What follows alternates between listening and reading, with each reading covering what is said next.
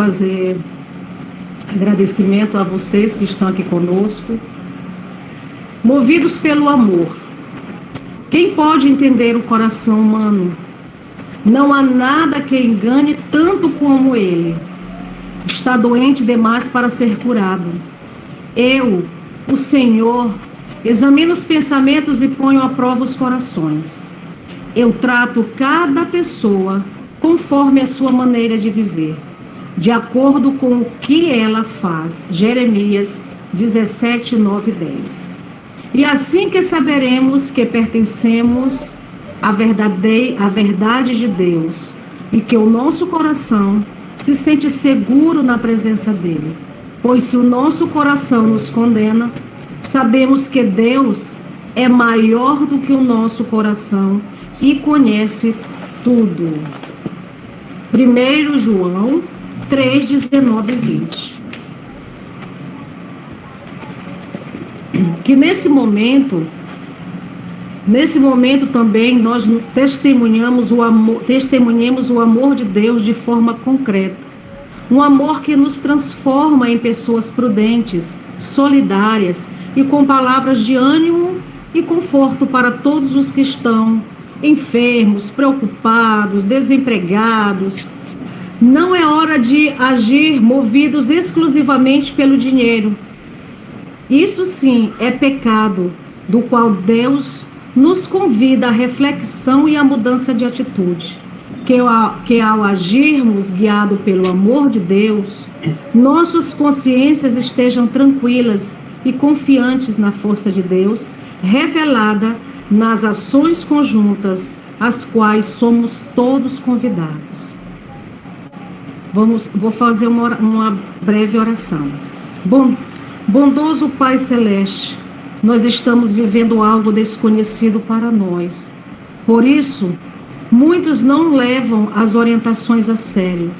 Inclusive as autoridades que deveriam nos conduzir de forma sensata, também agem ainda priorizando o capital em vez das vidas. Pedimos que fortaleça a nós o sentimento de corpo, que sejamos responsáveis com o bem-estar nosso e de todas as pessoas que estão à nossa volta.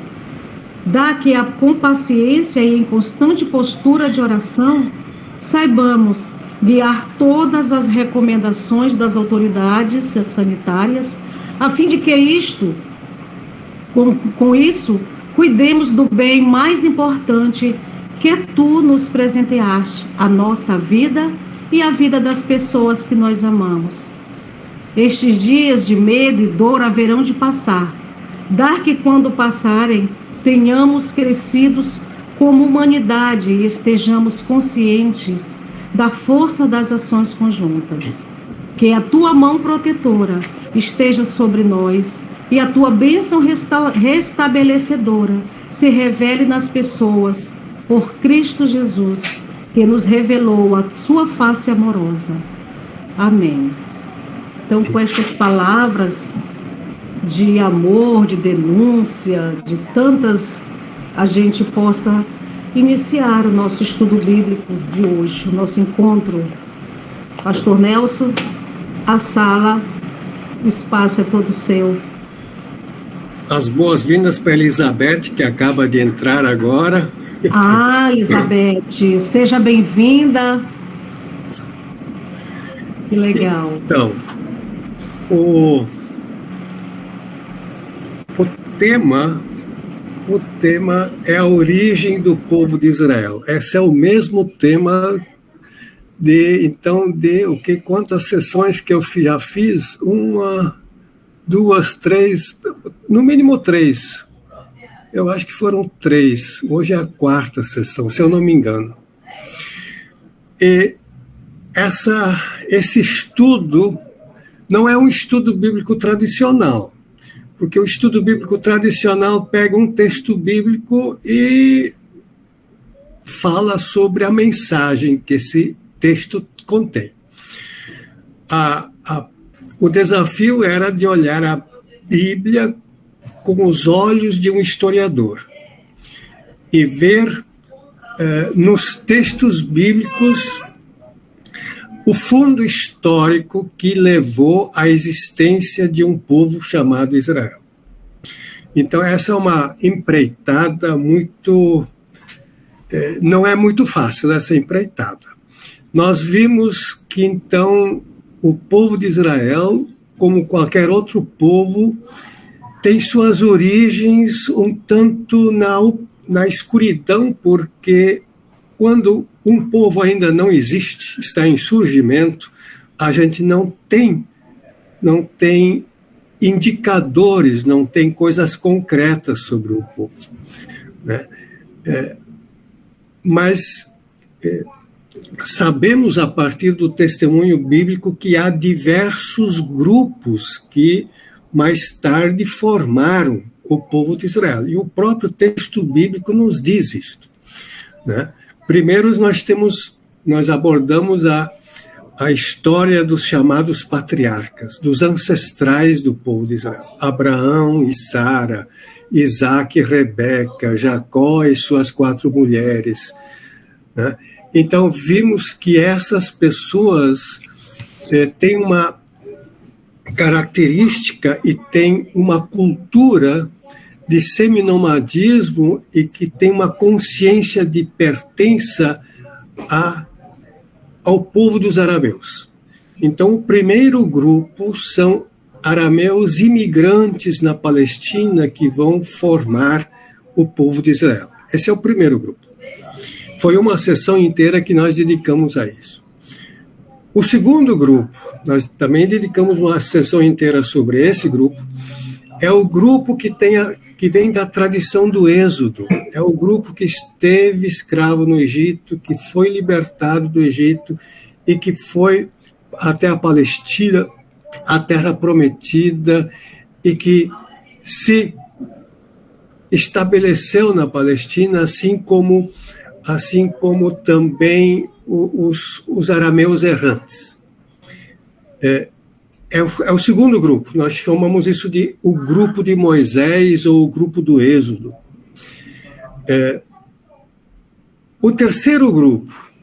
Sobre o terceiro grupo, eu gostaria de falar hoje, metade da sessão. Esse terceiro grupo é muito mais difícil de ver na Bíblia. Ele é um grupo que vem de dentro da própria Palestina, não vem de fora. Enquanto que os grupos patriarcais vêm de fora, são arameus que imigram. E o grupo do Êxodo vem de fora, libertação do Egito. O grupo que não vem de fora, que vem digamos assim, de pessoas desgostosas do ambiente próprio da Palestina, é o que nós queremos enfocar hoje na primeira parte da sessão. E na segunda parte da sessão, eu queria falar sobre o Deus de Israel. Aquele Deus cujo nome não é para ser pronunciado, né? Vamos falar sobre ele. E minha ideia é de ver onde esse Deus era adorado, com que região ele estava vinculado, e quais são os povos que, além de Israel, também adoravam esse Deus. Então, essa é aquilo que eu gostaria de trazer na segunda parte. E eu vou trazer diversos textos mesclados, assim, né? Um texto aqui, um texto cá, para todos, né? Combinando todos para formar uma ideia global. Essa era a nossa intenção, não pegar um único texto, mas alguns textos que apontam para a mesma direção. Pronto. Quanto primeiro ao grupo dos que vieram de dentro da Palestina e se juntaram aos imigrantes de fora para formar o povo de Israel. Agora, eu vou fazer hoje algum exercício de hebraico com vocês. Um exercício bem simples, eu peço a compreensão de vocês para me acompanharem. Se vocês tiverem lápis e papel na mão, eu gostaria que vocês pegassem esse lápis e esse papel agora. Por quê? Eu vou partir de uma palavra. O povo de Israel também era chamado de povo hebreu. Hebreu. Muito bem.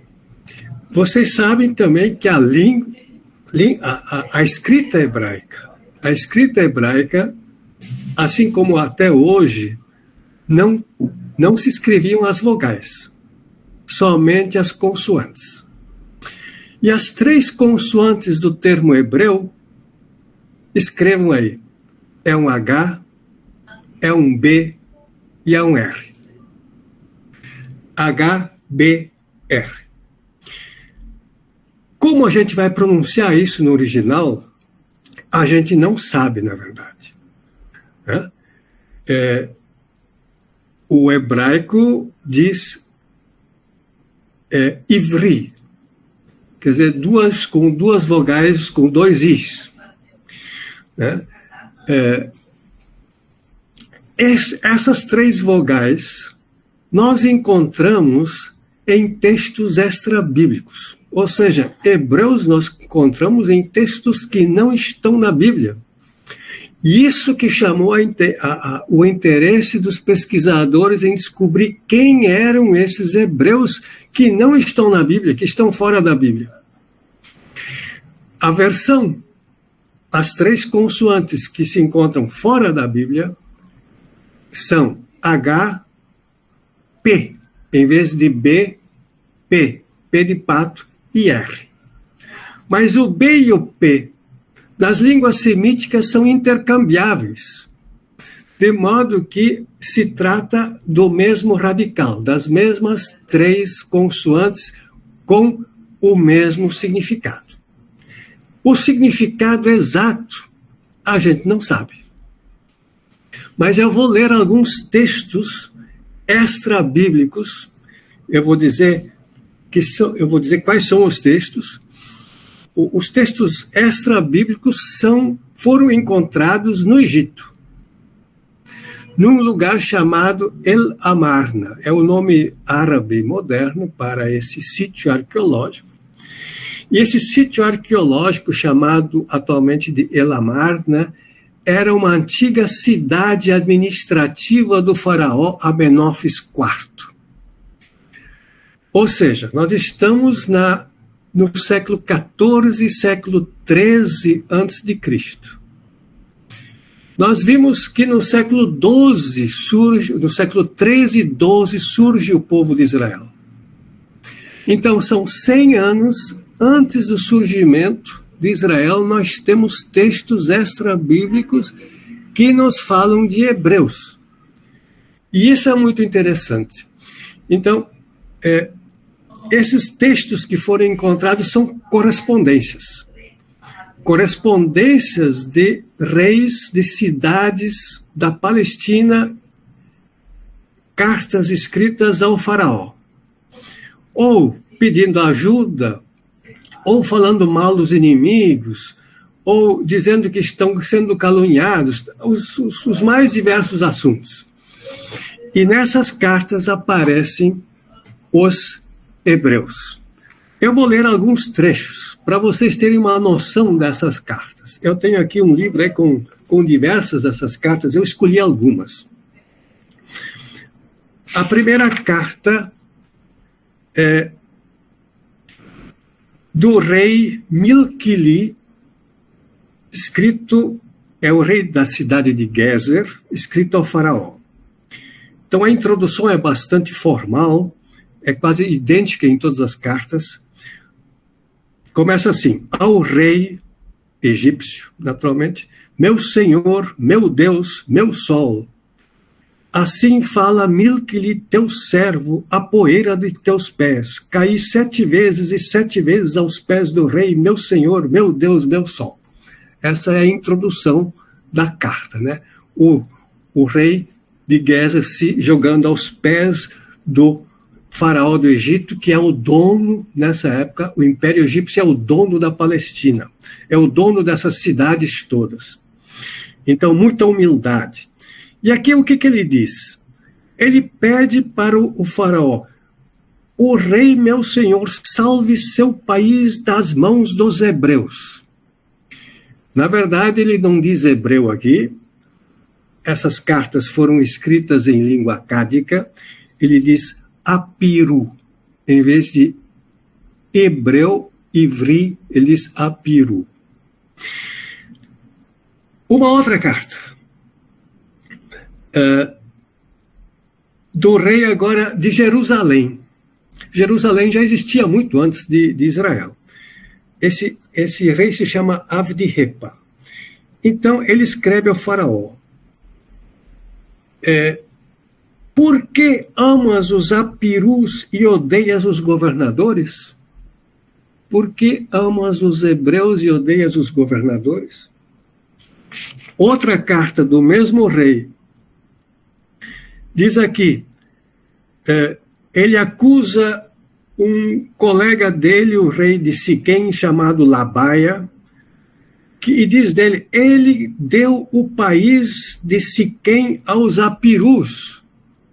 Ele deu a cidade aos hebreus.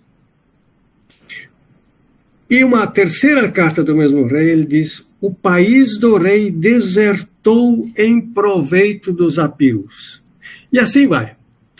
Muitas cartas mencionam esse grupo que não é definido nessas cartas. Pressupõe-se que todos saibam quem são, mas não sabemos.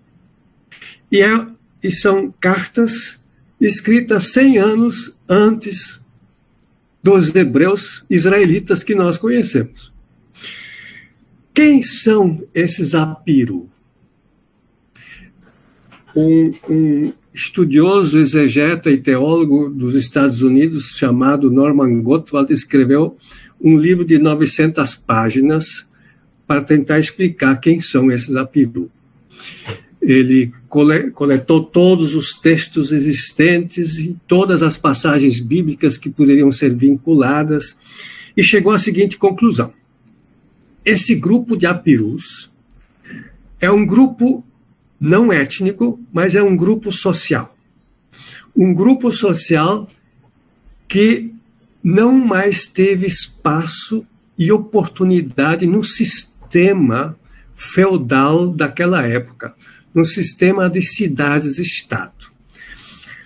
Não havia ainda um estado, mas havia diversas cidades na Palestina que funcionavam como se fosse um estado independente. Cada cidade tem seu próprio governo, seu próprio rei, suas próprias leis, e essas cidades tinham uma nobreza que era proprietária de terra, e essa nobreza comandava.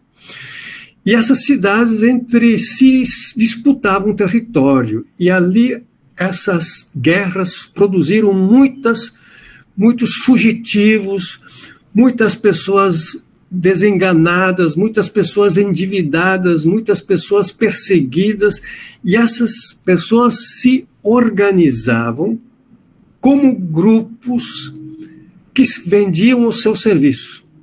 Por isso, muitos alugavam os seus serviços como mercenários de uma cidade para lutar contra a outra. Ou eles eram contratados para reconstruir cidades, ou para reconstruir pontes, né, para prestar serviços de proteção.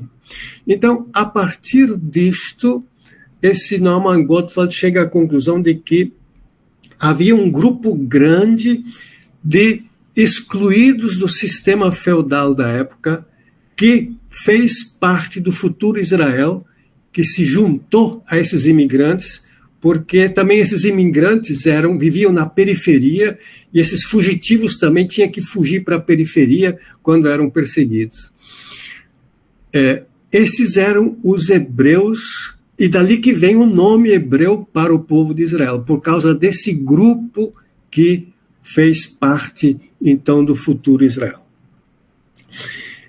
E um texto bíblico ainda reflete essa situação.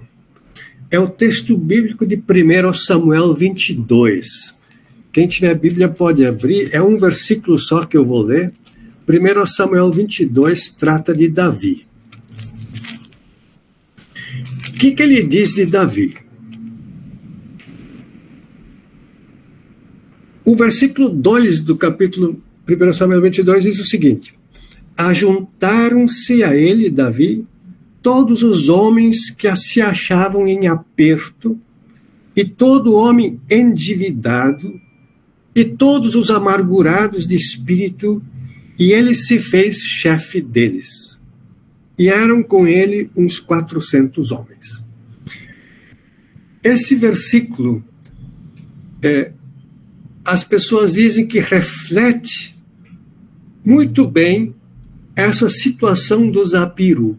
São pessoas endividadas, pessoas amarguradas, ou seja, sem perspectiva de vida, ou pessoas em aperto, pessoas que tinham que, né, fugir ou que estavam sendo perseguidos. Né? Então, não era uma classe social única, mas eram diversos personagens que se uniram para formar grupos, assim como Davi conseguiu unir algo em torno de 400 pessoas. O que essas pessoas, o que esse grupo de Davi fez? Nós temos diversos textos agora. Por exemplo, se vocês vão ler o texto de 1 Samuel 25, não vamos poder ler toda a história, é uma história longa, fala de Davi e Nabal. Nabal era um grande proprietário de terra na tribo de Judá, e um dia desses Davi mandou alguém buscar recursos financeiros junto ao Nabal. E o Nabal disse: mas por que eu vou entregar parte da minha produção para vocês? E daí o Davi, através do mensageiro, mandou dizer: bom, o que nós fizemos por ti? Enquanto teus rebanhos de ovelhas e cabras estavam pastando lá naquela região, o que nós fizemos? Nós protegemos os rebanhos para que os outros não roubassem ele. Então, o que o grupo de Davi fazia? Ele vendia proteção aos grandes proprietários. Essa era uma das coisas que esses Zapiru faziam, vender proteção, proteger as propriedades ou os rebanhos dos proprietários. Outro texto, por exemplo, se vocês vão ler o texto de capítulo 1 Samuel 27, Davi está com seu grupo de pessoas que o grupo foi contratado por um rei filisteu, na verdade um rei inimigo, contratou Davi e seu grupo e seus comparsas para defender a sua cidade. Então, aqui, o Davi e seu grupo funcionou como um grupo de mercenários que venderam seus serviços, né, para proteger um rei filisteu. E se vocês vão ler adiante, no capítulo 29, quando os filisteus vão lutar contra Israel, liderado pelo rei Saul, Davi e seu grupo está onde? Em que lado? Em que lado em que lado dos contendores ele se encontrava? Não se encontrava do lado de Israel, se encontrava para lutar do lado dos filisteus. E, em última hora, os filisteus desconfiaram de Davi e seus mercenários e disseram: melhor não deixarmos ele lutar em nosso favor, porque pode ser que no meio da batalha ele muda de ideia e vai lutar em favor dos israelitas, porque ele também é israelita, e mandaram ele de volta para casa. Então, por um triz, Davi com seus mercenários não teria lutado contra o próprio povo liderado por Saul. Então, vejam, esse é um exemplo de que grupos estavam ali vivendo, estavam tentando sobreviver das mais diversas formas, né? Participando de batalhas, participando da defesa, vendendo proteção e assim por diante. Então, este seria o terceiro grupo. Nós temos alguns outros textos bíblicos que falam que pessoas da própria Palestina fizeram parte do grupo, do povo que depois se chamou de Israel. Vocês todos conhecem a história da conquista de Jericó. Ali uma família inteira foi preservada, a família de Raabe foi preservada. ela foi fazer parte do grupo que se chamou Israel, foi fazer parte do povo de Israel. Ou uma cidade chamada de Gibeão fez um acordo com os israelitas e se tornou israelita. Então, esses diversos textos parecem confirmar que existia um terceiro grupo, que é o grupo daqueles que provinham da própria Palestina e não vieram de fora. Para terminar, concluir essa parte, os atuais arqueólogos, os arqueólogos modernos, em especial os israelenses, são cada vez mais a favor dessa hipótese de que a maioria do futuro povo de Israel não veio de fora, mas veio de dentro da própria Palestina. Ou seja, eram cananeus que fizeram parte posteriormente do povo de Israel. Isso, naturalmente, são os arqueólogos que dizem. A gente também deve desconfiar um pouco dos arqueólogos israelenses, porque também eles têm a sua ideologia, e a gente deve ter sempre cautela diante dessas teorias que, às vezes, têm um grão de verdade, mas muitas vezes também são orientadas pela ideologia atual do Estado de Israel. Bom, então, concluindo, o povo de Israel se formou na Palestina no século XII, entre o século XIII e o século XII, ou seja, em torno de 1200, 1150, a partir de três vertentes.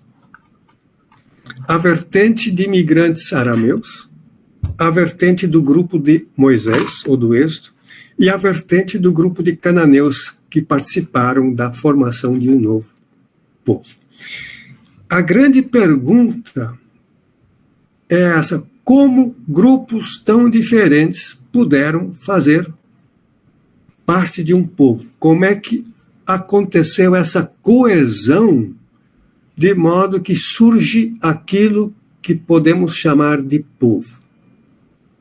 Como esses diversos grupos, ou mais tarde chamados de tribos, ou clãs e tribos, tiveram essa coesão tão grande para formar um povo? Os especialistas dizem que foi um longo processo, que começou no século XII, mas foi se estreitando cada vez mais e terminou somente sob Davi e Salomão. Davi e Salomão conseguiram reunir todas as tribos e todos esses povos e todos esses clãs numa só nação, com uma só capital. Então, isso é outro momento histórico. Eu acho que vocês já devem ter passado por isso, pelo que eu vi aí. Vocês falaram bastante do surgimento da monarquia e do início do reinado. Então, isso eu não vou falar hoje. E uma das hipóteses que se aventa é porque todos esses grupos adoraram o mesmo Deus, que é o nome impronunciável. E sobre esse Deus eu queria falar agora. Novamente, vocês pegam lápis e papel e vamos tentar, mais uma vez, fazer um exercício de hebraico. O nome do Deus de Israel tem 4 consoantes. A primeira é o Y,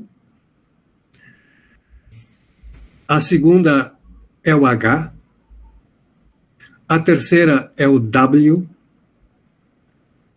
e a quarta e última é outro H. Esse é chamado de tetragrama. Tetragrama, 4 grama letras. O tetragrama, a palavra de 4 letras, o tetragrama sagrado, que para os judeus é impronunciável. Toda vez que eles veem esse tetragrama, eles não leem o tetragrama, mas leem as consoantes de uma outra palavra. Eles leem Adonai, significa Senhor. Não leem o tetragrama, mas leem Adonai. Adonai se escreve totalmente diferente. E até hoje, a maioria das Bíblias segue a tradição judaica e não transcreve o tetragrama sagrado, mas traduz aquilo que os judeus dizem quando leem a Escritura, por Senhor. Né? Grafado tudo em maiúsculo. Vocês estão acostumados a essa palavra. Toda vez que aparece Senhor maiúsculo, é porque se trata do tetragrama sagrado. Mas esse tetragrama sagrado tem variantes. Uma delas corta o H final. Aí nós temos, como é que a gente pronuncia isso? Geralmente a gente pronuncia isso Yehu, porque o W pode ser lido como V e como U. Yehu, por exemplo, vocês conhecem o rei Jeú. É simplesmente a repetição do tetragrama sagrado.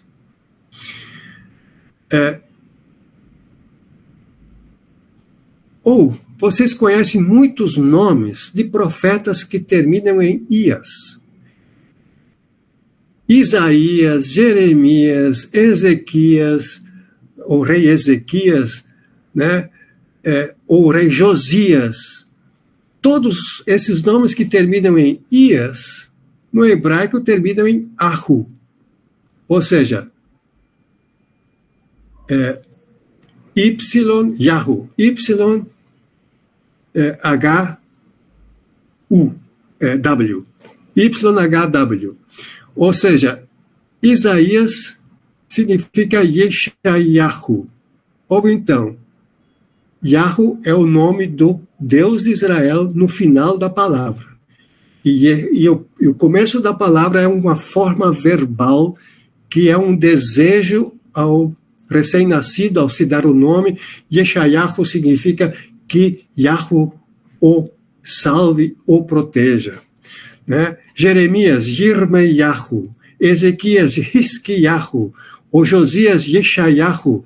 Então, o termo Yahu está no fim de muitos antropônimos. E existe uma outra forma do verbo que só lê as duas primeiras letras, o Yod e o He. Isso vocês encontram, por exemplo, na palavra aleluia. Aleluia. O Yah final é uma abreviatura do tetragrama sagrado. Aleluia significa louvai, Yah significa o Deus Yah. Louvai a Yah. Louvai o Senhor. Então, nós temos 3 formas dessa escrita. A pergunta agora é como é que se pronuncia isso? Então, a pronúncia Yahu e Yah está mais ou menos clara. Agora, o nome inteiro, as 4 letras, como se pronunciam? Agora, vocês vão ter diversas variantes aqui também, porque, como o hebraico não tinha vogais e só consoantes, como é que você vai colocar as vogais ali no meio? Né? Esse é um problema. Então, os estudiosos judeus que copiaram os textos bíblicos lá pelo século IV, V depois de Cristo, eles inventaram um sistema de pontos e traços para intercalar vogais entre as consoantes do texto original. E conforme esses eruditos judeus, eles colocaram nas consoantes do tetragrama sagrado as vogais de Adonai, Senhor, porque eles não queriam que o tetragrama fosse pronunciado. Por isso, quando na Idade Média se lia as consoantes de uma palavra e as vogais de outra, surgiu o nome Jeová. Jeová. Então, uma das formas de pronunciar este nome é Jeová, que junta as consoantes de uma palavra e as vogais de outra. A segunda maneira é, como eu disse, as Bíblias modernas muitas vezes evitam transliterar a palavra, o tetragrama, e falam em Senhor. Agora, Outras versões modernas usam, por exemplo, a Bíblia de Jerusalém usa Yahvé. Y, que é o Yod hebraico, A-H-W-E-H, Yahvé. O H é pronunciado, ao contrário do português, nas línguas semíticas, o H é pronunciado, Yahvé. E a Bíblia, na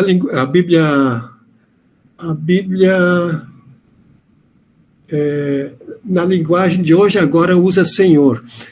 Na linguagem de hoje, antiga, na primeira versão, eles usavam, em vez de... Eles não transcreviam, eles falavam de o Eterno, o Deus Eterno. Agora, a Bíblia pastoral, a Bíblia católica pastoral usa Javé, J-A-V-I-E, com acento. Javé. Então, nós temos diversas maneiras de nós pronunciarmos o tetragrama sagrado.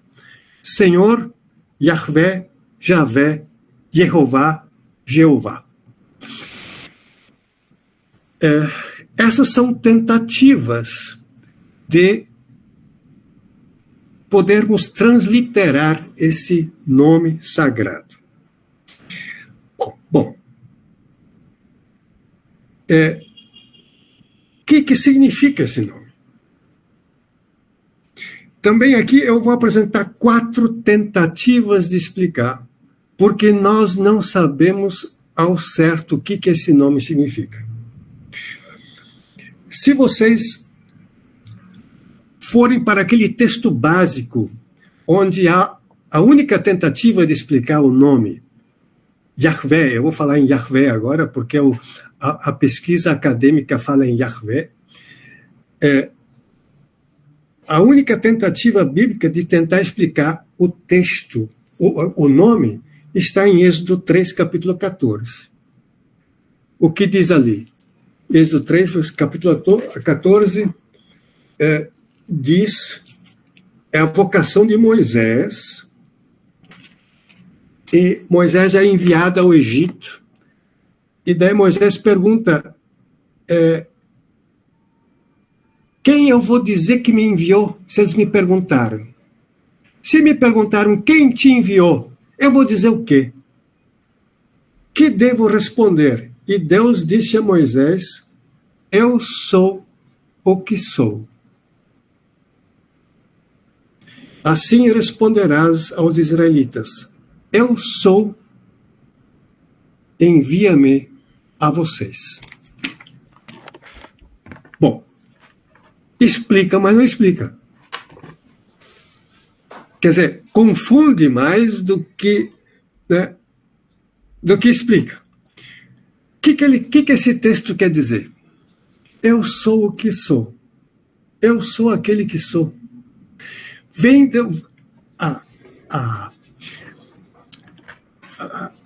tá certo o verbo. Yahvé, dentro da palavra Yahvé, existe a raiz Havá, H-W-H, que significa ser. Então, o autor desse texto pegou a raiz Havá, ser, e tentou criar uma explicação a partir do verbo ser. Então, ele tentou explicar, eu sou o que sou. Mas o que isso aí significa?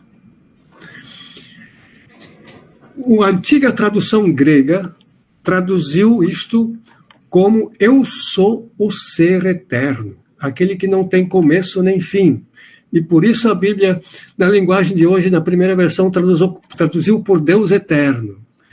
Mas esse nível de abstração que existe na língua grega não existe na língua semítica. Então, eu sou o ser,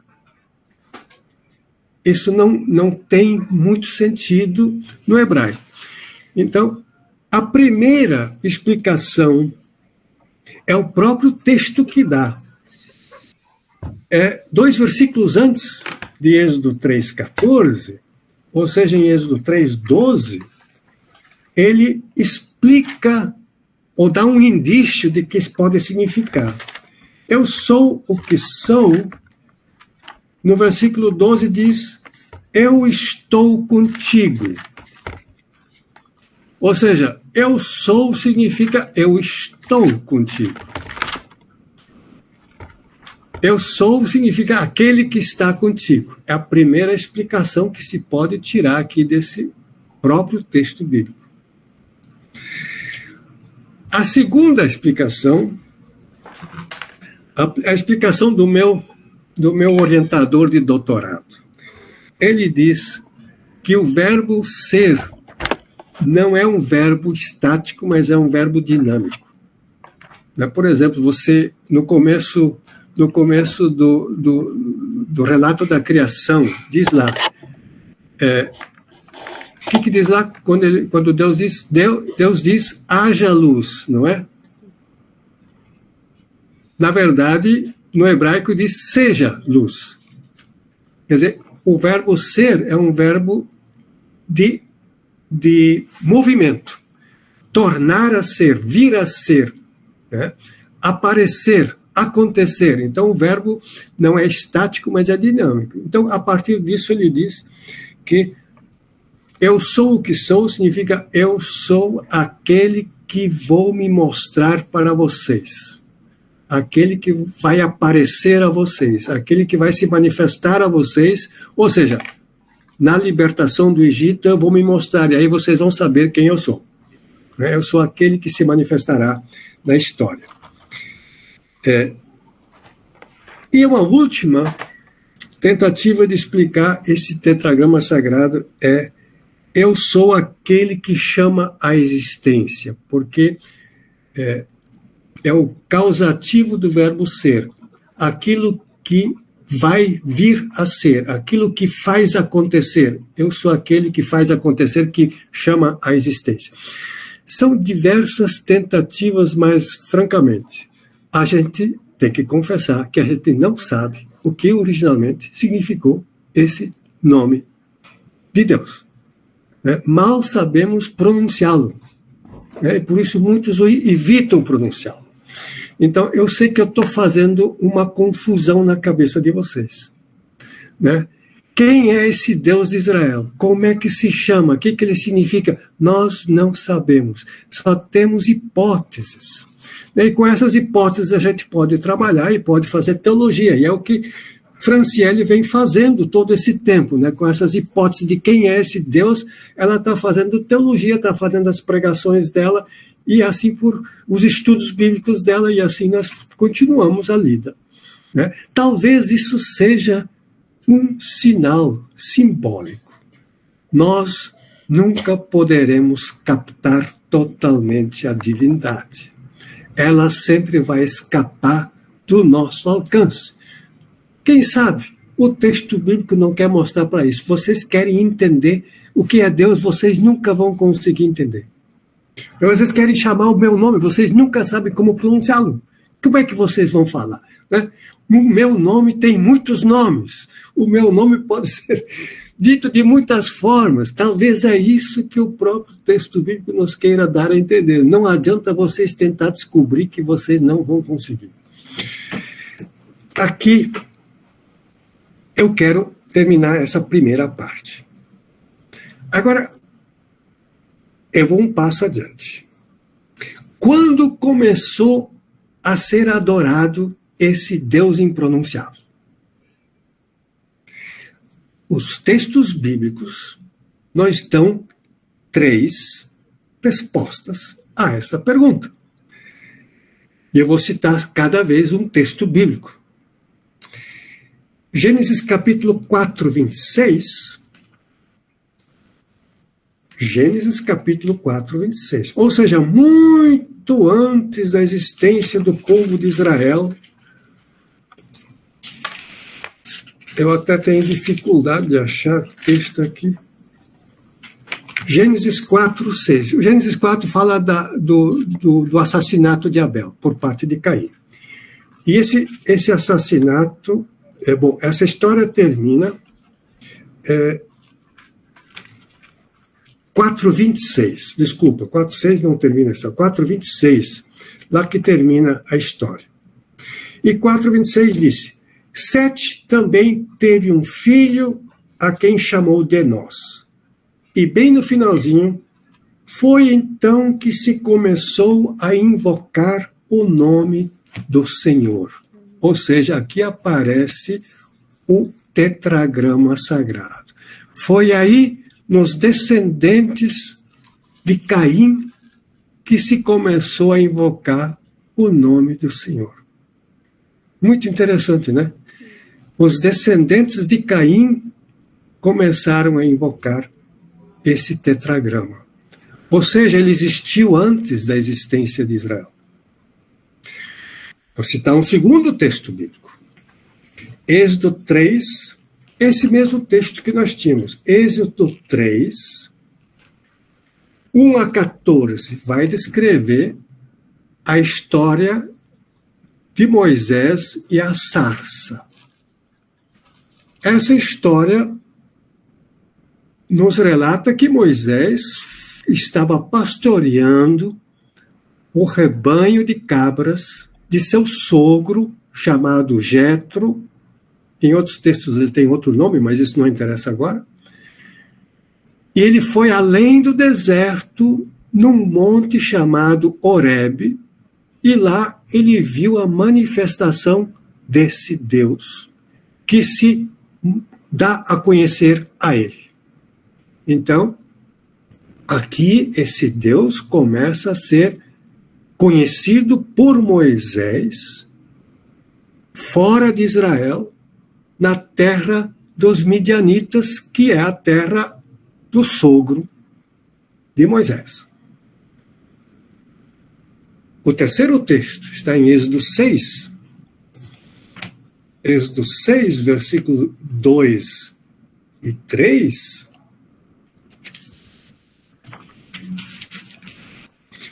Vai dizer o seguinte: Deus falou a Moisés e lhe disse: eu sou o Senhor. Ou seja, eu sou o tetragrama que ele impronunciável. Eu sou o Senhor. Apareci a Abraão, a Isaque e Jacó como Deus poderoso, não como impronunciável. Mas não lhes dei a conhecer meu nome, que é Senhor, ou impronunciável.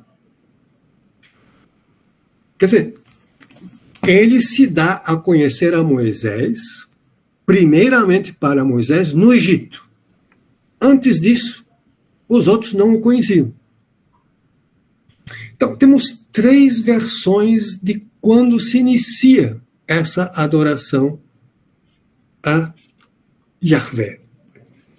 Entre os quenitas, os descendentes de Caim, com Moisés no deserto, ou com Moisés no Egito.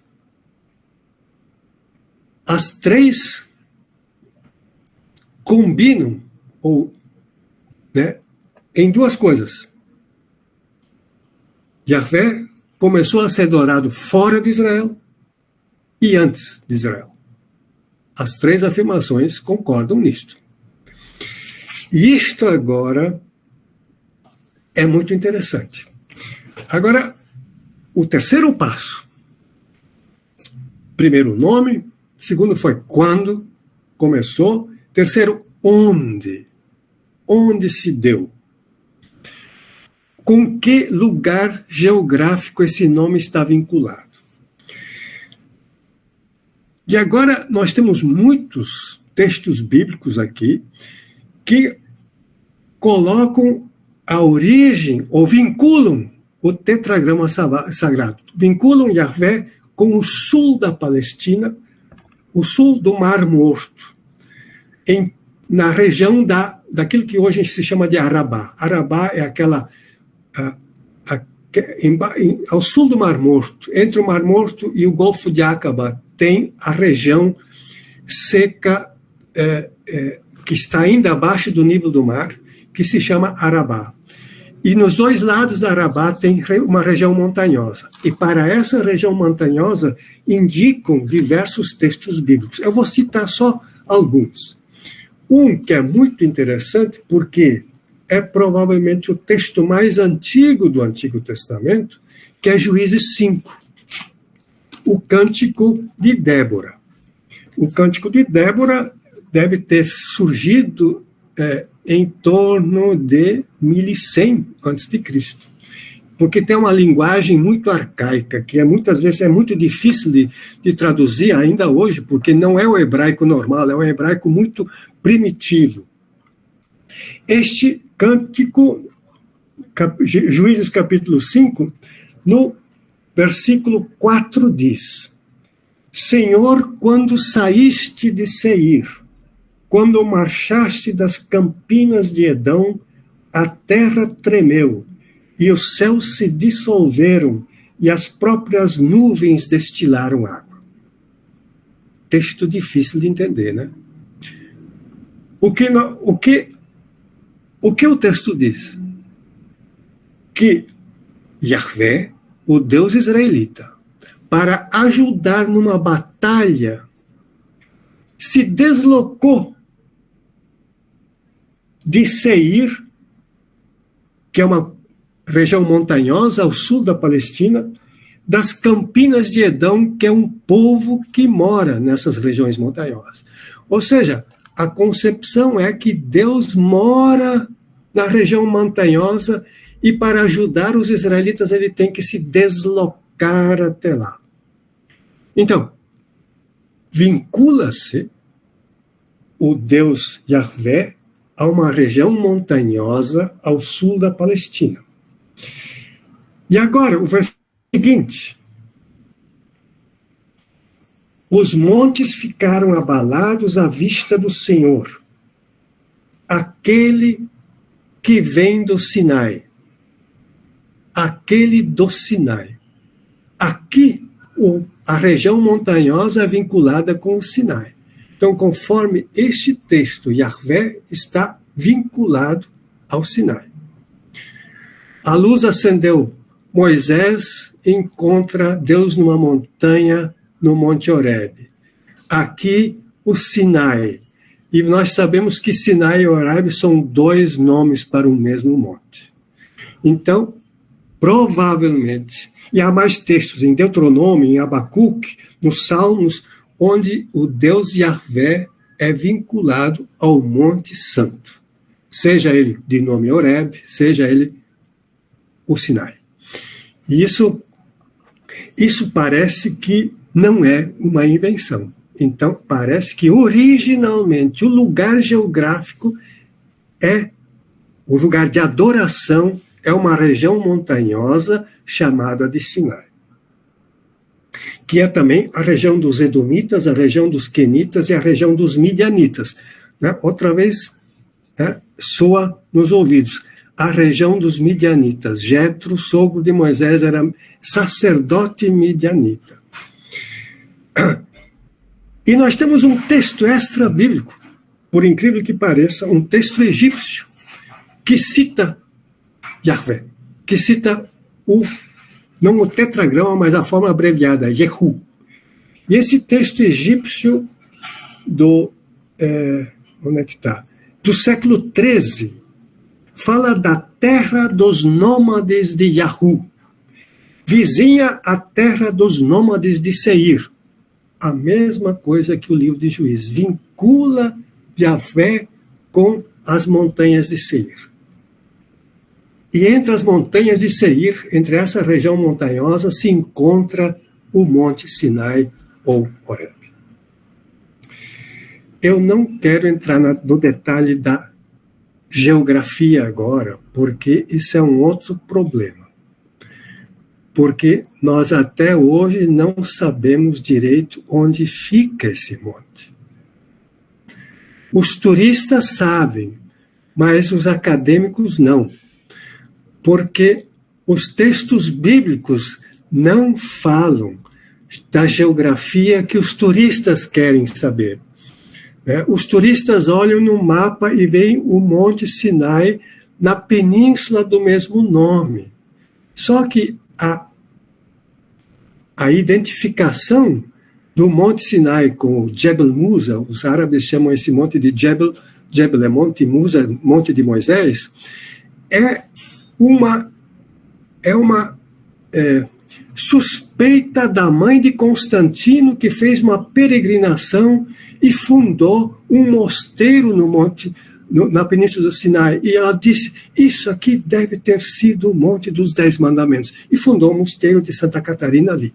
A partir de lá vem a tradição dos turistas irem cada vez lá fazer a peregrinação, subir aquela montanha, ver o pôr do sol ou o nascer do sol, né, como quiserem, e acham que é ali que é o Monte Sinai. Mas os geógrafos e os arqueólogos e os acadêmicos e os exegetas também não conseguem compartilhar essa visão porque os textos não indicam naquela direção.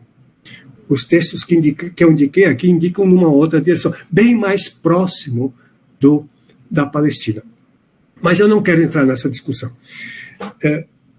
Pronto, agora nós temos um local geográfico. Agora vamos perguntar qual é o povo que adorou esse Deus Yahvé antes de Israel. Será que isso existe? Ou se esse Yahvé é exclusivo de Israel?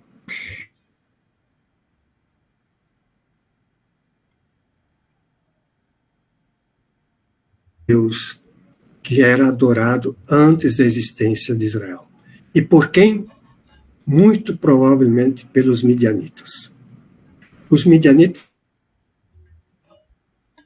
um povo com uma área de peregrinação muito vasta, desde a Arábia até o sul da Palestina, o sul do Mar Morto. Toda essa região era região de peregrinação, pastoreio e os midianitas também eram comerciantes, né, dessa região.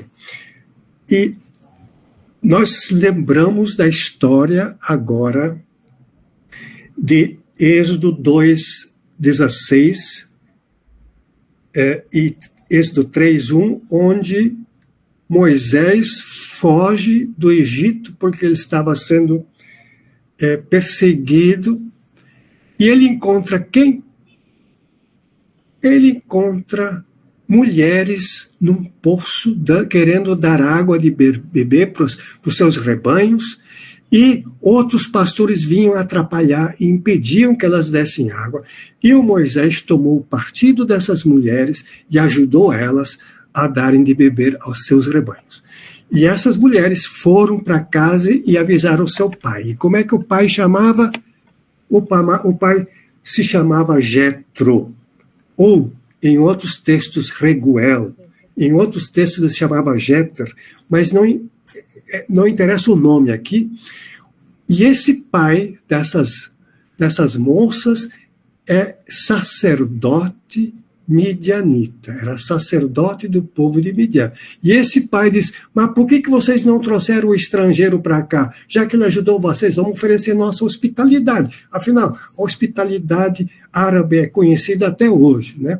Você não pode negar entrar na casa e tomar um chá ou um café numa casa árabe, porque senão eles vão se sentir ofendidos, né? Então, por que vocês não trouxeram? E Moisés foi buscado e ele morou com Jetro, morou na família, fez parte da família, trabalhou com a família e se namorou de uma das filhas, se casou com a Zípora e pronto, teve filho com Zípora e tudo muito legal, né? Ou seja, o sogro midianita de Moisés, o sogro sacerdote midianita se torna sogro de Moisés. E isso não pode ter sido inventado. De jeito nenhum, porque Moisés, o grande herói do povo de Israel, aquele que é chamado de o pai de Israel, casar com uma filha de um midianita, isso seria um escândalo naquela época, porque os midianitas mais tarde eram inimigos ferozes de Israel. Se vocês vão ler Juízes 9, a história de Gideão, os midianitas atacam os israelitas e pelejam com os israelitas. E aqui eles não queriam inventar que Moisés era casado com uma midianita, né? Então, essa é uma tradição que é historicamente comprovada. Bom, então, Jetro é sacerdote midianita. Moisés descobre Javé no território midianita, num monte santo em território midianita. E agora, um outro texto, Êxodo 18. Êxodo 18 é muito interessante também. Por quê? Êxodo 18, o povo se libertou do Egito sob a liderança de Moisés, e Moisés está no deserto, e chega a uma certa altura, o sogro dele vem com a família se reunir num grande encontro de família no deserto, né? Moisés com o grupo dele, Jetro com a sua família, esposa de Moisés e filho de Moisés se encontram, viva a alegria, pronto, vamos festejar. O que se faz? Um sacrifício, né? E aqui o versículo 11 diz o seguinte, do capítulo 18.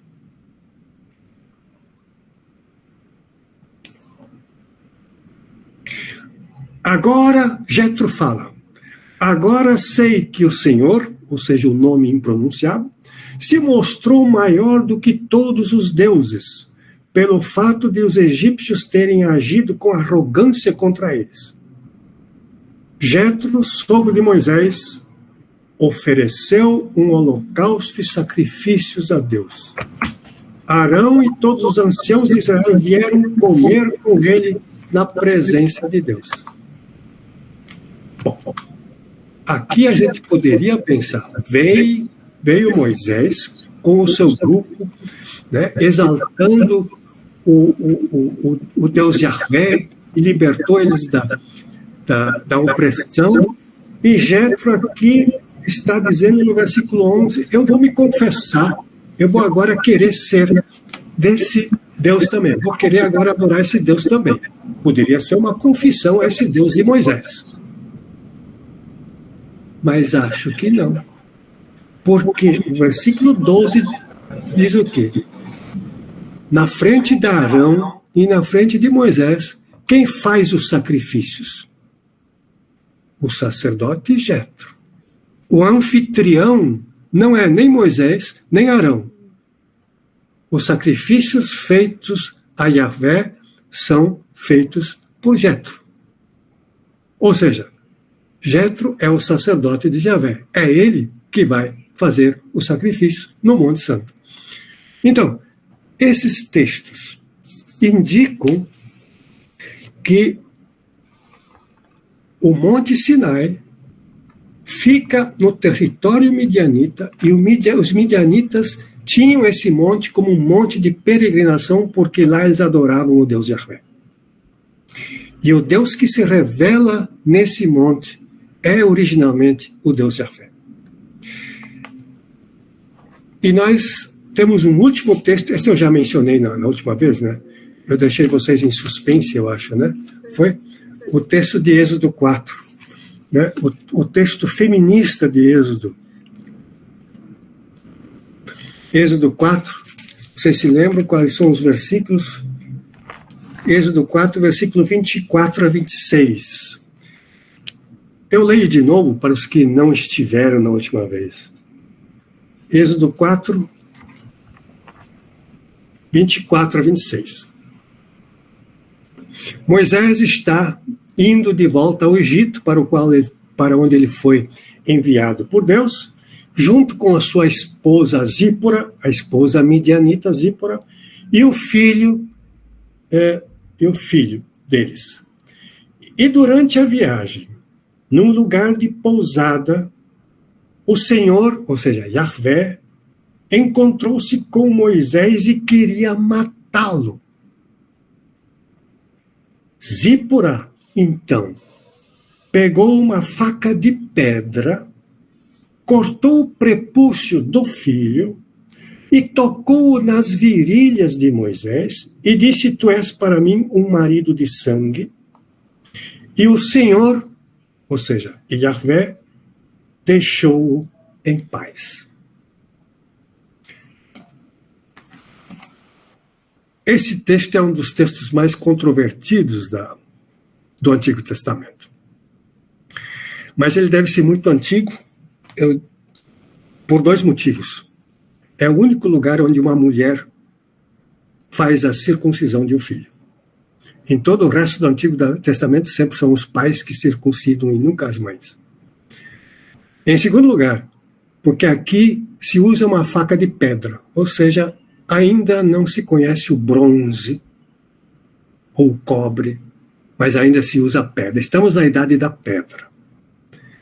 Essa tradição muito antiga fala que Yahvé quer matar Moisés. Isso é uma coisa inacreditável. Ele mesmo vocacionou Moisés para ir ao Egito e libertar o povo, e patati, patatá. Por que ele quer matá-lo agora? A tradição, acho que é mais antiga do que o texto de vocação. A tradição essa parece que ainda entende Yahvé como um Deus territorial,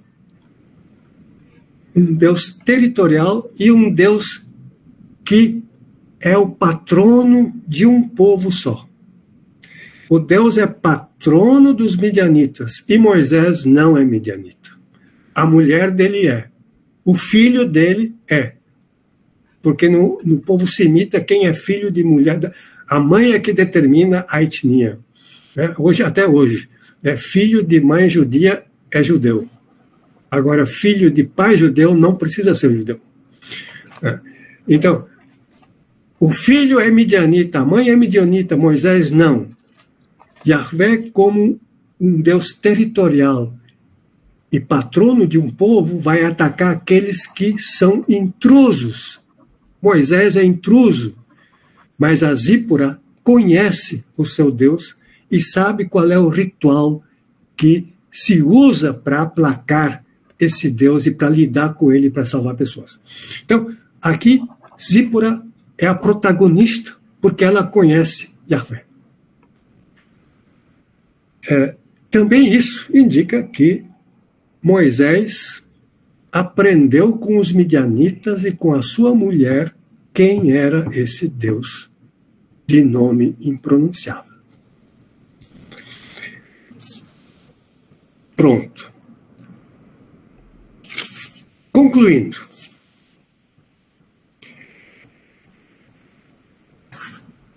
o Deus Yahvé provavelmente já era adorado antes da existência de Israel. Moisés conheceu esse Deus através de seus relacionamentos com os midianitas. E esse Deus que era adorado numa montanha sagrada se tornou um Deus com outras dimensões e com outras características. Esse Deus, que era um Deus para onde se peregrinava, se tornou um Deus que peregrina com o povo, que vai e liberta o povo. É um Deus que toma uma posição dentro do sistema econômico e político do Egito e liberta aqueles que estão oprimidos. Então, é um Deus não mais de uma montanha, mas é um Deus político que liberta um povo escravizado. Então, esse Deus muda com a adoção pelo povo de Israel e através de Moisés. Para finalizar, eu não sei se não está muito chato e muito seco, porque eu estou trazendo muitas ideias que eu acho que vocês não estão conseguindo, né,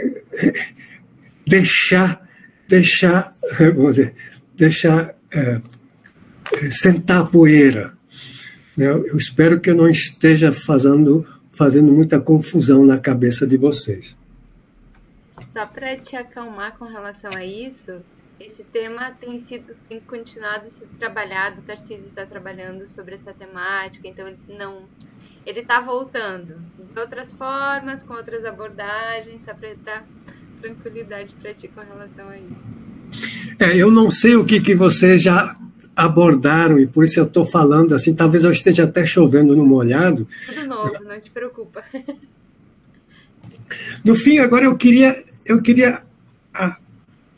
ir um pouco mais, tentar entender esse Deus do Sinai, esse Yahvé do Sinai.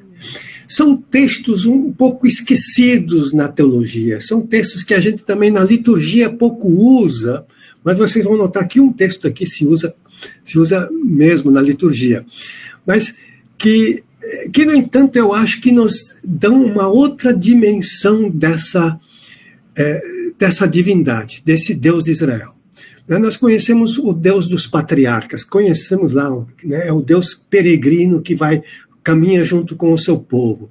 Conhecemos o Deus do Êxodo, que é o Deus libertador que leva o povo oprimido para uma nova condição de vida na Terra Prometida. Agora, o Deus do Sinai tem características um pouco diferentes. Eu acho que é interessante a gente ver também essas características. E, para tanto, eu queria abordar 2 textos. Um é Êxodo 19, parte do Êxodo 19, e outro, parte do Êxodo 24. Vamos começar com Êxodo 19.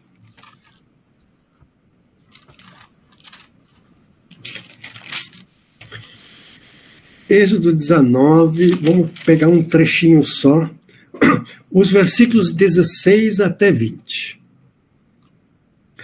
Êxodo 19, versículos 16 até 20. Eu leio na minha versão de Almeida. Ao amanhecer do 3º dia, houve trovões e relâmpagos, e uma espessa nuvem sobre o monte. Aqui fala do Monte Sinai. E muito forte clangor de trombeta, de maneira que todo o povo que estava no arraial se estremeceu.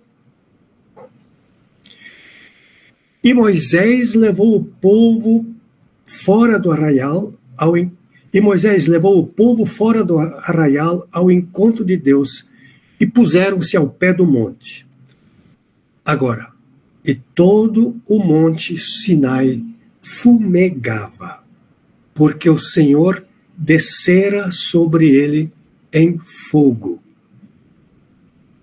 E sua fumaça subia como fumaça de uma fornalha, e todo o monte tremia grandemente. E o clangor de trombeta ia aumentando cada vez mais, e Moisés falava e Deus lhe respondia no trovão.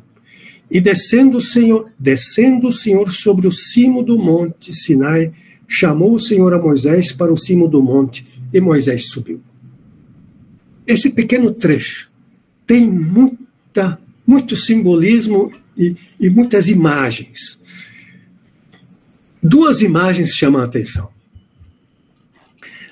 A imagem da tempestade, em primeiro lugar, né? Aparece aqui trovões, relâmpagos, aparecem nuvens espessas, quer dizer, carregadas. E a segunda imagem é um pouco mais desconhecida. Nossa, o monte fumegava, porque soltava fumaça, como fumaça vindo de uma fornalha. O monte tremia, tinha fogo. Que imagem é essa? Parece a imagem de um vulcão. Expele fogo, fumaça e tremia. Um tremor de terra. Então aqui 2 imagens estão vinculadas ao monte. Primeiro, a imagem do Deus da tempestade e outro, a imagem do Deus de um vulcão. Eu vou deixar em aberto qual dessas 2 imagens é a mais condizente com a origem. Né? Se a gente for dizer que a mais normal, natural, é a imagem do Deus da tempestade, porque na Palestina havia muita tempestade. Não havia vulcões na Palestina. Mas o Deus Javé não está vinculado com a Palestina, mas numa região fora da Palestina, que em tempos históricos poderiam ter vulcões. E nós sabemos que o norte da Arábia tinha vulcões. Mas isso é uma coisa que nós não podemos responder com certeza, se o Sinai originalmente era um vulcão ou não. né? Isso até hoje não há ninguém que consiga, porque podem ser apenas imagens simbólicas que se vincula a Javé. Esse é o primeiro texto. Em todo caso, aqui o texto já não diz mais que Deus mora no monte, ou reside no monte. Aqui o texto diz que ele desce sobre o monte. Ele também não é identificado com o monte. Apenas a sua manifestação se dá com tremor de terra, com fogo e com fumaça. O último texto que eu queria tratar com vocês, está na hora de chegar ao fim, né? O último texto está em Êxodo 24, que leva por título aqui a Aliança de Deus com Israel. É um texto longo, eu também não vou ler todo o texto, eu queria pegar só alguns versículos.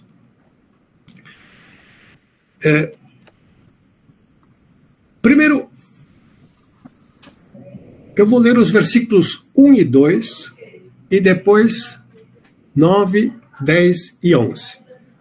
Porque aqui esses versículos formam uma unidade. Capítulo 24, versículos 1 e 2 na minha Bíblia versão Almeida, revista e atualizada. Disse Deus a Moisés: sobe ao Senhor, tu, Arão, Nadab, Abiú e 70 anciãos de Israel, e adorai de longe. Só Moisés se chegará ao Senhor, os outros não se chegarão, nem o povo subirá com ele. Ou seja, Moisés, seu irmão, mais 2 outros nomes importantes, e 70 pessoas sobem ao monte. Não é só Moisés que sobe. Aqui, conforme esse relato, são mais pessoas.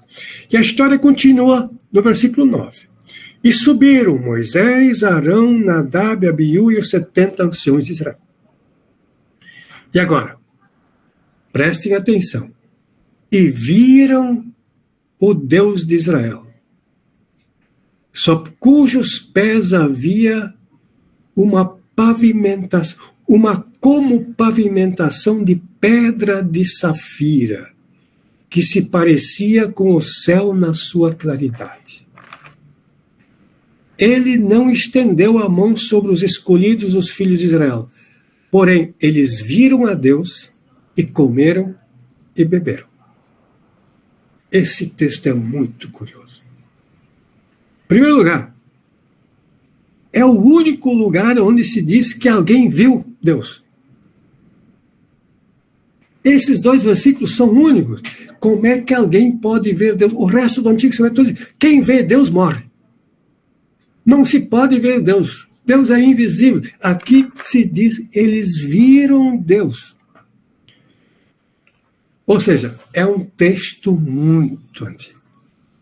É uma tradição muito antiga. Mesmo que o texto seja recente, o texto escrito, a tradição que ele registra é muito antiga. Aqui se pode ver Deus.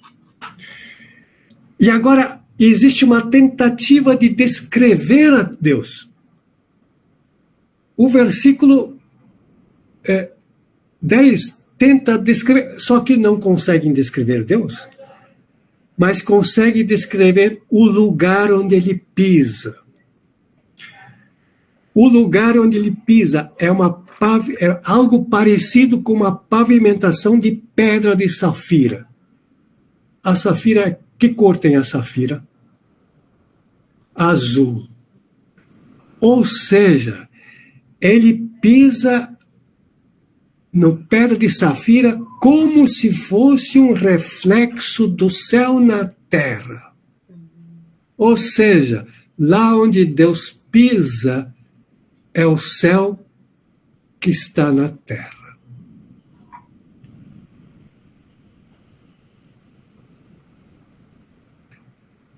E agora o versículo 11 traz outra coisa interessante. Eles viram Deus e fizeram o quê? Comeram e beberam. Eu acho isso inacreditável, né? Viram Deus, comeram e beberam. Ou seja, eles fazem uma refeição sagrada, onde Deus participa. Eles comem, bebem, os anciãos, e quem participa da refeição, Deus está lá presente. A sineta não tocou para vocês? Onde é que nós temos isso no Novo Testamento? Na Santa Ceia, não é? A gente come, a gente bebe na presença de Jesus. De onde é que se tira essa ideia da refeição sagrada, onde Deus está presente? Daqui desse texto. É o Deus do Monte Sinai, que é o Deus da comunhão com os seus súditos, com os seus adoradores, com os seus adeptos. Eu acho isso muito interessante. Aqui nós temos um Deus que se deixa ver. É um Deus que se aproxima das pessoas e oferece comunhão com as pessoas e come junto com elas. É claro que aqui a gente não vê Deus mastigando a comida ou bebendo o vinho, mas a percepção é que Deus está presente. Essa é uma coisa que eu acho fantástica nesse texto. Agora, eu deixei o miolo do texto eu deixei fora, né? Não foi por acaso, porque o miolo de texto conta uma outra história. Enquanto que o texto que eu li conta aquilo que aconteceu no cimo, no cume do monte, e o miolo do texto vai narrar o que acontece no pé do morro. Vamos então lá. O que acontece ao pé do morro? Versículo 3 até 8. Agora eu vou ler a parte do meio. Veio, pois, Moisés e referiu ao povo todas as palavras do Senhor e todos os estatutos. Então todo o povo respondeu uma voz e disse: tudo o que falou o Senhor, nós faremos. Moisés escreveu todas as palavras do Senhor e, tendo-se levantado pela manhã de madrugada, erigiu um altar ao pé do monte e 12 colunas segundo as 12 tribos. E agora? E enviou alguns jovens dos filhos de Israel, os quais ofereceram ao Senhor holocaustos e sacrifícios pacíficos de novilhos. Sacrifícios pacíficos são aqueles que o povo depois come, que fazem churrascada depois. Os holocaustos são todos dedicados a Deus e os pacíficos são aqueles que são os sacrifícios de comunhão. E agora, e tomou Moisés, versículo 6, Moisés tomou metade do sangue e o pôs em bacias. E a outra metade aspergiu sobre o altar. Quer dizer, respingou sobre o altar. Então tomou Moisés aquele sangue das bacias e o aspergiu sobre o povo.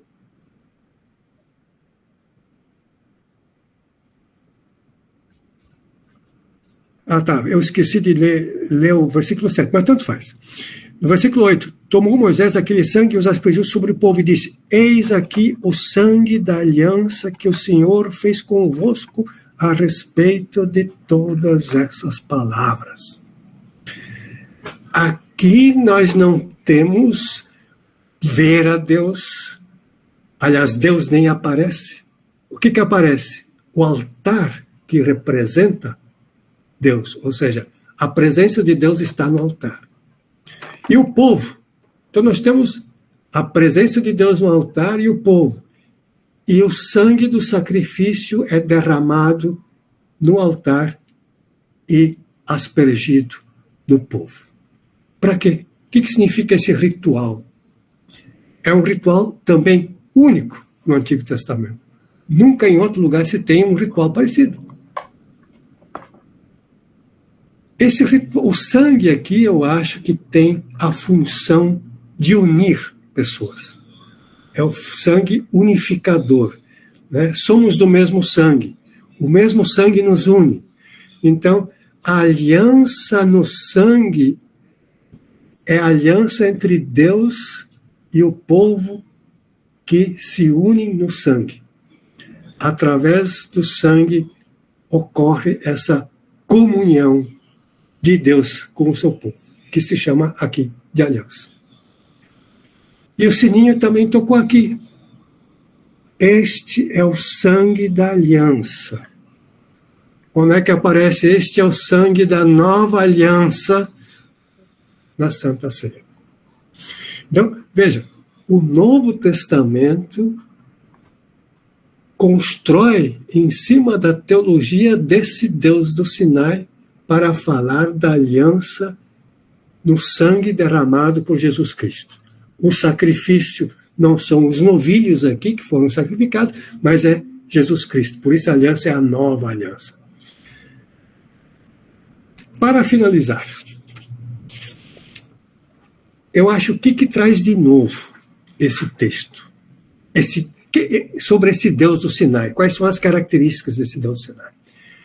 Em primeiro lugar, além do Deus se manifestar na história, aqui ele se manifesta na natureza. Eu acho que os fenômenos da natureza são vinculados com esse Deus. Isso é uma coisa diferente do que os outros relatos falam. Deus também se manifesta na natureza. Ele se manifesta na criação.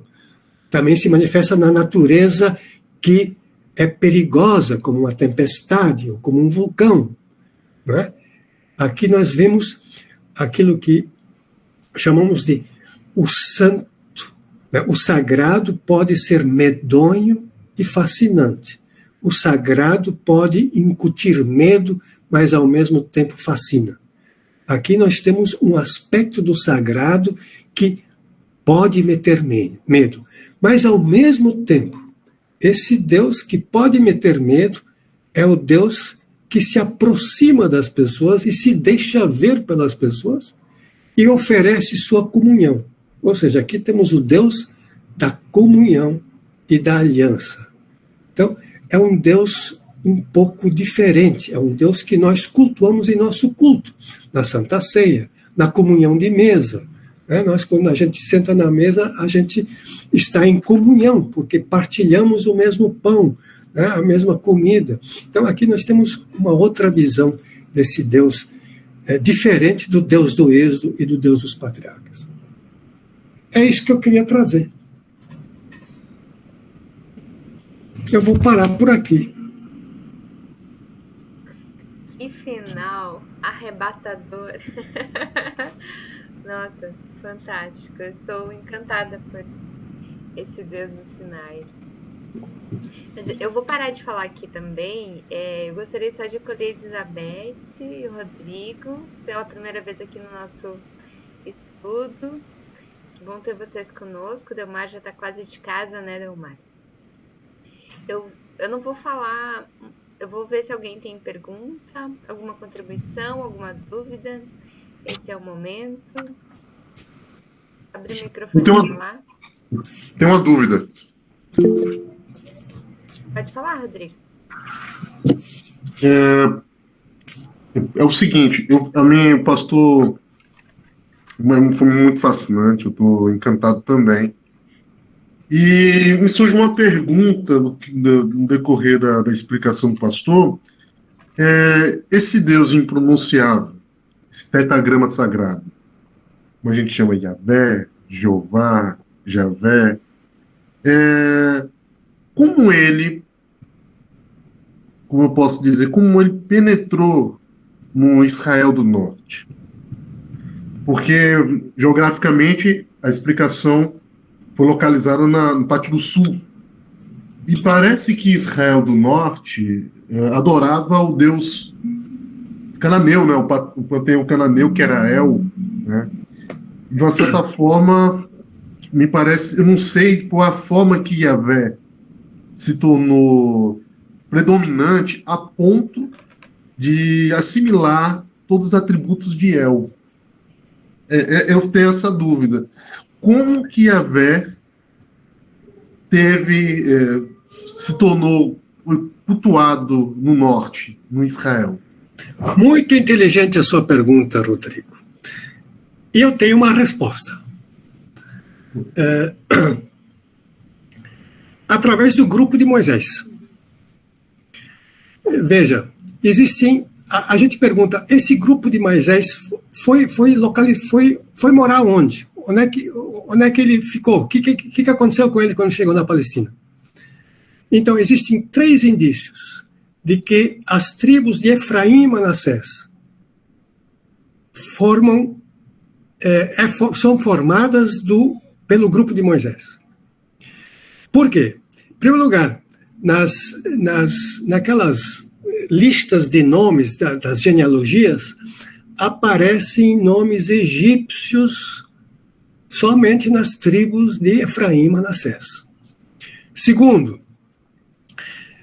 a novela de José no Egito, tem 2 filhos. Os 2 filhos nascidos no Egito são Efraim e Manassés. Ou seja, uma tradição, né, que fala de que Efraim e Manassés vieram do Egito. E o terceiro indício é que os profetas do sul, Isaías, Jeremias, Miqueias, não mencionam o Êxodo. Os profetas do Reino do Norte, Amós e Oséias, mencionam a tradição do Êxodo. Ou seja, a tradição do Êxodo, que veio com o grupo de Moisés, está vinculada ao Reino do Norte, a 2 tribos do Norte. E por isso que dá para dizer que o Javé era tanto do sul quanto do norte. Certamente havia nuances de diferença entre essas 2 adorações, né? Mas o Deus dos midianitas e quenitas do sul e o Javé do grupo do Êxodo do norte, de uma forma, conseguiram ter a mesma, vamos dizer, a mesma autoridade divina por trás deles, que fez com que eles pudessem ter uma coesão. Eu não sei se eu respondi certo, ou suficientemente explicável. Explicou, pastor, explicou sim. Acho que a Miriam pediu a palavra. Eu sempre ouvi falar que é para a gente ler o Antigo Testamento procurando, não sei agora como explicar, vendo Cristo, né, no Antigo Testamento. E aqui, com essa da Santa Ceia, então ficou bem claro que já é, ou então, digamos, já é anunciado desde o Antigo Testamento a Cristo, que se vê Cristo desde o Antigo Testamento. E agora, com essa do sacrifício da Santa Ceia, a moda do Antigo Testamento ficou bem notório isso, bem fácil de entender, digamos assim. Os autores do Novo Testamento constroem, eles não constroem do nada, eles constroem sobre o Antigo Testamento. A Bíblia dos autores do Novo Testamento é o Antigo Testamento. Todo o imaginário, a linguagem, né, os conceitos, eles tiram de lá e tentam explicar o evento Jesus Cristo a partir daquilo que eles conhecem, né? Então, existe uma... Eu gosto do termo analogia. Eu não digo... Quer dizer, eu entendo ver aquilo que Lutero diz, ver o que move a Cristo no Antigo Testamento, eu entendo da seguinte maneira. O Deus de Jesus Cristo e o Deus do Antigo Testamento é o mesmo. Portanto, ele vai agir de forma semelhante no Antigo quanto no Novo. Eu chamo disso analogia, quer dizer, de forma análoga. Então, nós encontramos analogias no Antigo e no Novo Testamento, né? E esse agir análogo é que junta os dois, né? Isso, para mim, assim eu interpreto a palavra de Lutero, de aquilo que move Cristo no Antigo Testamento. A gente não vai encontrar o nome Jesus Cristo no Antigo Testamento, mas aquilo que ele representa, quer dizer, a atuação de Deus em Jesus Cristo, nós podemos ver analogias no Antigo Testamento. Mas muito bem observado, né? Nós cristãos eu leio o Antigo Testamento com o óleo de cristão. Eu não posso pular por cima da minha própria sombra, né? Então eu vou ler o Antigo Testamento com o olhar cristão. Os judeus provavelmente vão ler esses textos de forma diferente, né? Os muçulmanos leem de forma diferente, né? Eu acho que os ateus vão ler de forma diferente. Né? Mas, inclusive, a palavra nova aliança, me assim ficou. Eu nunca tinha reparado nisso. Já teve uma aliança, e agora, naquela ceia, né? E agora a nova aliança. Ficou muito interessante. Ganhou o dia com a nova aliança. Justamente. Que bom, fico contente. Mas alguém gostaria de perguntar, de compartilhar?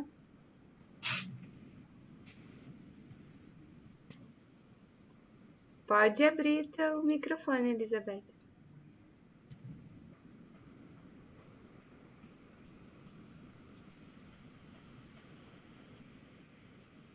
Acho que é embaixo. Você está no telefone, acho que deu. Eu estou no telefone. Eu tenho só assim um comentário que fazer, que meu neto, ele estuda no Recife, aqui no Colégio Israelita. E aí, no dia 6 até o dia 8, foi festejado o novo ano judaico, né? Que é do dia 6 de setembro a 9 de setembro. Então, assim, é muito interessante como eles praticam e vivenciam ainda o Velho Testamento, né? Então, os desejos, as representações que eles têm o mel e a maçã, que simboliza tempos doces, né? Quer dizer, um tempo doce. Então, a natureza é muito vinculada, né? Na celebração. Minha filha até me mandou todos os textos, porque eu não estou lembrada agora. Então, quando fala do monte, né, realmente a gente tinha que fazer pesquisa onde é que foi que teve erupção, algum monte em erupção ali pelaquela região, e a força da natureza, né, é bem falado, deve ter sido assustador também. Aliás, é assustador, né? Então, e eles tiveram a coragem de subir, né, e ir ao encontro, né? Então, isso aí é fantástico. E, pastor Nelson, o senhor está de parabéns, viu? É muito interessante essa forma desse estudo bíblico, para a gente saber as origens, né? E uma outra coisa também é a questão dos sacrifícios, porque esses sacrifícios que foram feitos com animais, mas existia povos onde o sacrifício era praticado, e também em montanhas. Sempre iam para uma determinada montanha e faziam uma peregrinação para as montanhas. Isso aí a gente vê muito nas histórias da Suécia, da Escandinávia, né? Os antigos, eles tinham essa peregrinação onde todo o grupo bom, a gente chama eles, eram os como é o nome das tribos lá? Bom, mas eles faziam essa peregrinação e faziam o sacrifício lá, e também comiam e bebiam, certo? E passavam dias fora de casa para fazer esses rituais, né? Então, é interessante ver isso na própria Bíblia, né? Essa ação dentro da própria Bíblia, assim, e o senhor explicou fantástico. Obrigada. Eles festejam o Rosh Hashanah, o Ano Novo Judaico. E, bom, esse negócio de sacrifício é uma coisa muito interessante, né? Tem os diversos tipos de sacrifício. O que significa sacrifício? Para que se faz sacrifício? Essas coisas são, né? E também das festas judaicas, né? Muitas festas judaicas nós cristãos adotamos, né? Nós simplesmente ressignificamos a festa judaica e ela se torna cristã. A gente batiza as festas do Antigo Testamento com as águas do Novo Testamento. Isso podia ser um outro tema. Bom que tu estás aberto. Algumas ideias já vão pipocando aí pela turma. Eu achei muito interessante quando tu falavas do nome, né, de Deus. Esse não está bem claro, e eu gostei muito que tu dizes assim, olha, talvez a intenção do texto bíblico seja justamente essa, né, de não dizer tudo, porque não se pode dizer tudo sobre Deus. E eu lembrei do texto de Bonhoeffer, Criação e Queda, em que ele diz, nós encontramos Deus no meio. Deus está no princípio de todas as coisas, né? Está no fim de todas as coisas, temos testemunhado isso no texto bíblico, e nós estamos no meio. E no meio nós sabemos aquilo que Deus nos mostra, né? Sobre o princípio e sobre o fim. E nem tentem tentar ver com clareza, com mais clareza do que está posto, né? Aquilo que está no princípio e no fim não é possível de ser visto. Então, parem de tentar ir atrás de descobrir o mistério de todas as coisas. Claro que não é uma fala contra a busca do conhecimento, não é uma fala contra a busca do estudo, nada disso, mas nada além disso, né? De ficar buscando cada detalhe, aquilo que Deus não revelou e aquilo que Deus revelou, como a Miriam já falou, né? A gente tem plenamente apresentado em Jesus, que também a gente só vê a partir do meio, porque a gente não viu, né? Não somos testemunhas oculares da revelação de Deus no Cristo. Vamos encerrando então, chegando às marcas das 21h30, com friozinho ou com calor. Vamos ficando cada uma e cada um nas nossas casas. Vamos ter um momento de oração? Nós te agradecemos, Senhor, por essa noite de hoje, pela inspiração, pela sabedoria e pelo conhecimento. Dá-nos uma noite de descanso em Tua presença. Dá-nos, Senhor, o acolhimento na Tua palavra e na certeza de que Tu estás conosco. Seja Tu conosco, Senhor. Pedimos por Teu Filho amado, nosso Senhor e Salvador nosso. Amém. Uma boa noite de descanso.